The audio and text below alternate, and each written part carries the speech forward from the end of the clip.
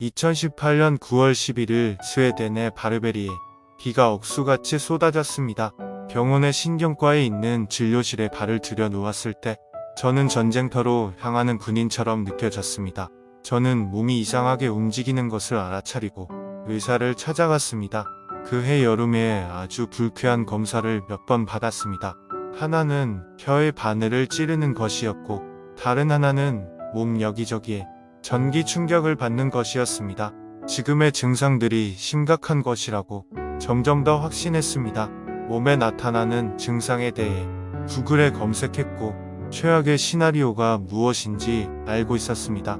검사 결과를 알려주기 위해 의사가 왔고 잠시 머뭇거리고 나서 의사는 내게 루게릭병을 진단했습니다. 루게릭병은 악마의 병이라는 별명이 붙은 질병입니다. 몸이 더 이상 숨을 내뱉을 힘이 없을 때까지 근육을 시들게 하는 질병입니다.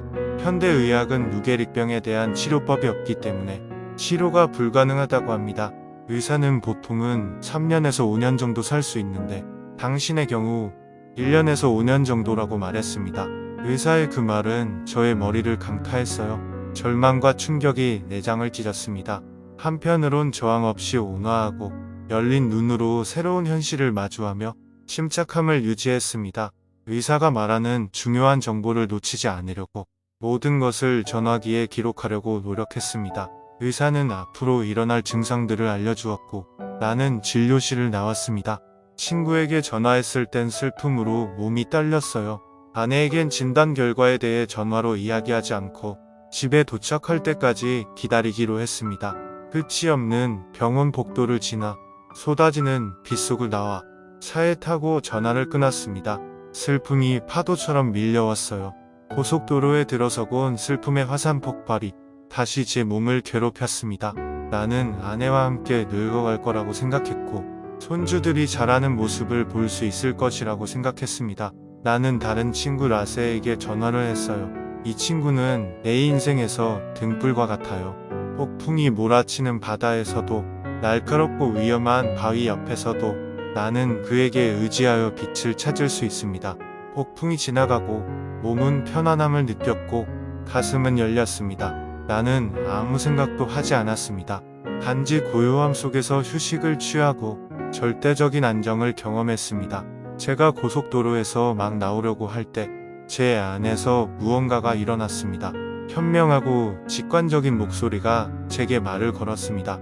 이제 마지막 숨결이 더 빨리 다가오기 때문에 침착하게 생각할 수 있었습니다. 나는 깊이 후회하거나 용서할 수 없는 일을 한 적이 없었습니다. 그렇기에 내가 잘 살아왔다는 것을 알고 웃는 얼굴로 죽음을 맞이할 수 있을 것입니다. 집안 복도에 들어서자 아무 말도 할 필요가 없었어요.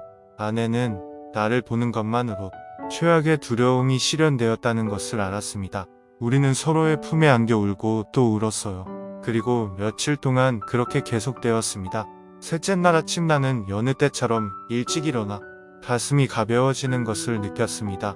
새벽 6시쯤 친구에게서 전화가 와서 아내를 깨우지 않으려고 살금살금 세탁실로 들어가 타일 바닥에 앉아 이야기를 나눴습니다.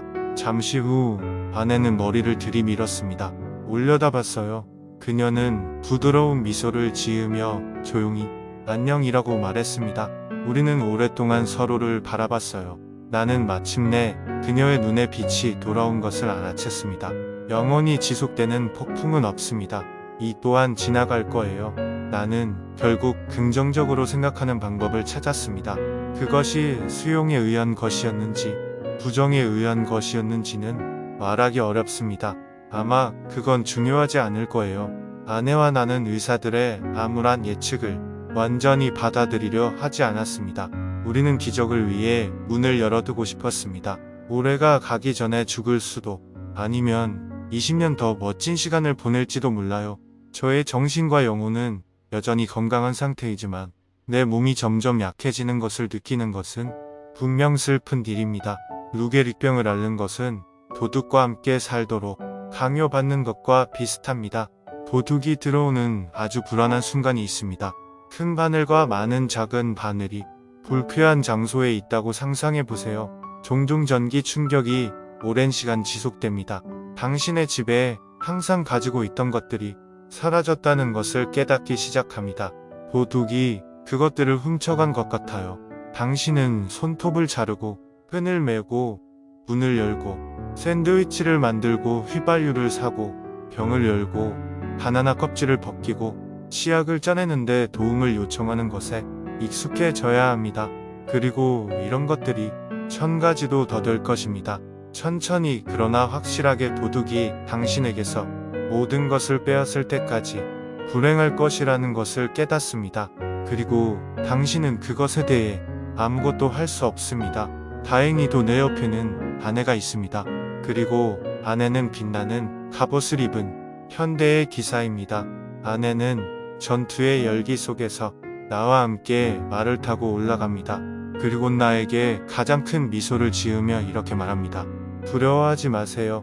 저는 항상 당신 곁에 있어요. 불교 수련 중 나도 모르는 사이에 스님으로서의 삶을 통해 여러모로 죽음을 각오하게 되었습니다. 부처님은 우리 모두가 언젠가는 죽을 것이라는 것을 기억하는 것에 가치를 강조했고, 우리는 인간의 삶이 언젠가는 끝날 것이라는 것을 매일 깨닫습니다.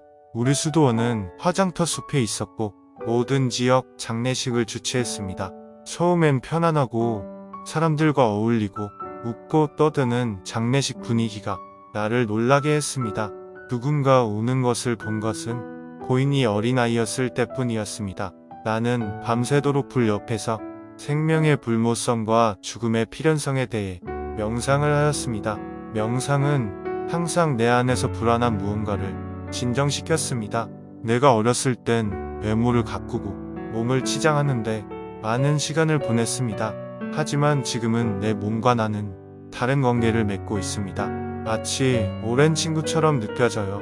우리는 오랜 세월을 함께 해왔고 나는 커다란 감사를 느낍니다. 나는 내 몸에 전하고 싶습니다. 당신은 지금 힘든 싸움을 하고 있어요. 항상 최선을 다해줘서 고마워요. 다시는 당신에게 화를 내지 않겠다고 약속할게요. 그 어느 때보다 더 많이 더 잘 들어드릴 것을 약속드립니다. 당신이 더 이상 나와 함께 할 수 없을 때 나는 당신이 원하는 것을 할 것이라고 엄숙히 맹세합니다. 그때가 되면 모아주고 감사하기 위해 할 수 있는 모든 것을 할 거예요. 신뢰와 수용에 의존합니다. 우리가 살아온 놀라운 삶에서 기쁨을 얻고 굴하지 않는 목소리로 당신에게 속삭입니다. 내 뜻이 아닌 당신의 뜻이 이루어지길 바랍니다.